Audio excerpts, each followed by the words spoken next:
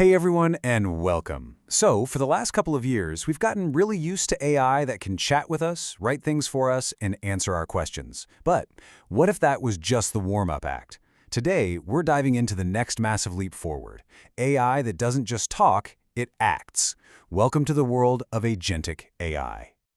I mean, really think about that. What if an AI could not only tell you about a promising stock, but could actually analyze it using live, up-to-the-second data? Or what if it didn't just suggest a cool vacation itinerary, but it went ahead and booked the flights and the hotels for you? That is the incredible shift we're going to explore. You see, we're all used to the way things have been. You give an AI a prompt, you get a single response back. Kind of a one-and-done deal.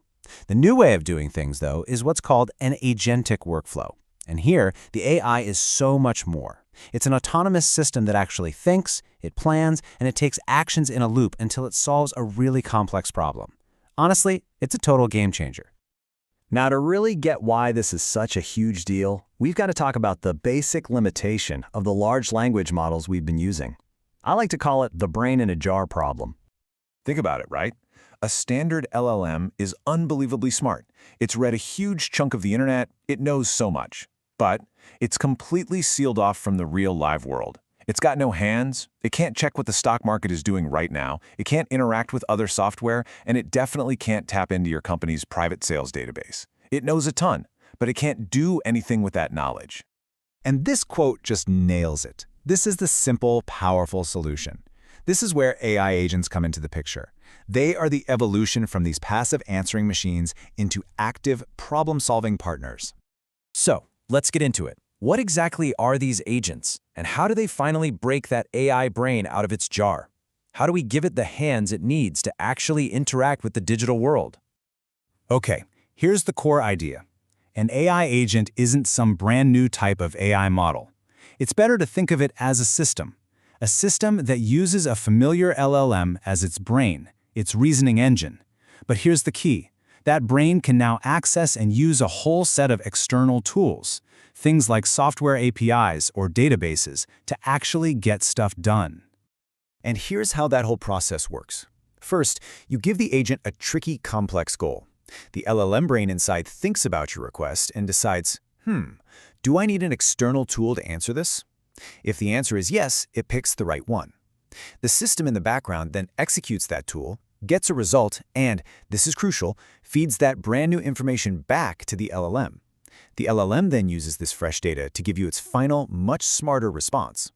So, a few key pieces make this whole thing tick. You've got the planner, which is the part of the LLM that breaks the big problem down into smaller steps. Then you have the tools. Those are the APIs and databases it can call on. There's memory, which helps it remember past conversations. And super important, you have guardrails for safety and control.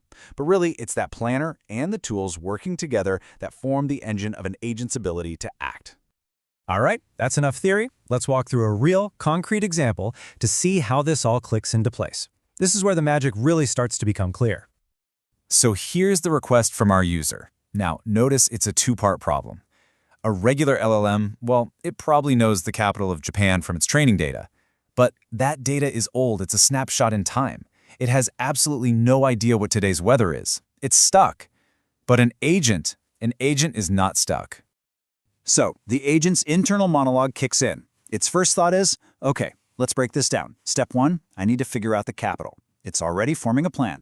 And based on that thought, it takes an action.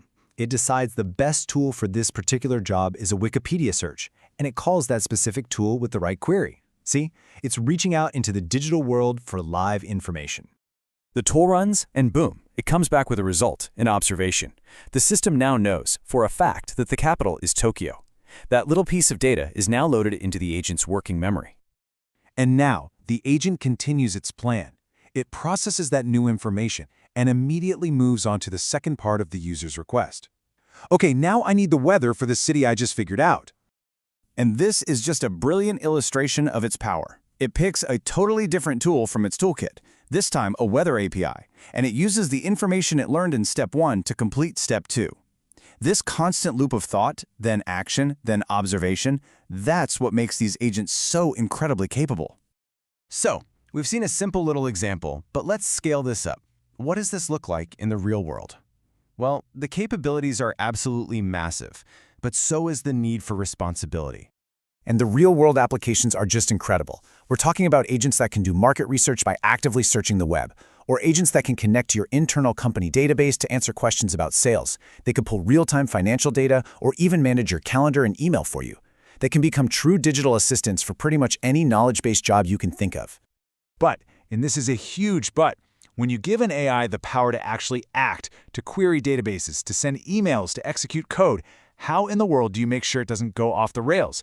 How do you keep it safe? Well, this is exactly why you can't just let an agent run wild without any controls.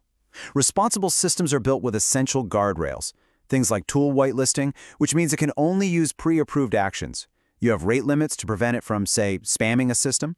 And maybe most important of all, you require a human to approve any really sensitive operations, like spending money or deleting important data. All of this is leading to a really fundamental shift in what we should expect from AI. It's not just about getting information anymore. And I want to end with this key idea, because it really says it all. Using a prompt to get an answer, that's one thing. But building an agent, that's about creating a system that can take a complex goal and actually see it all the way through to completion. It's the difference between having a dictionary and having a personal research assistant. So that brings us back to you. Now that you know that AI can do so much more than just talk, what are the complex, multi-step problems that you would ask an agent to solve? The possibilities? Well, they're really just beginning to unfold. Thanks so much for joining this explainer.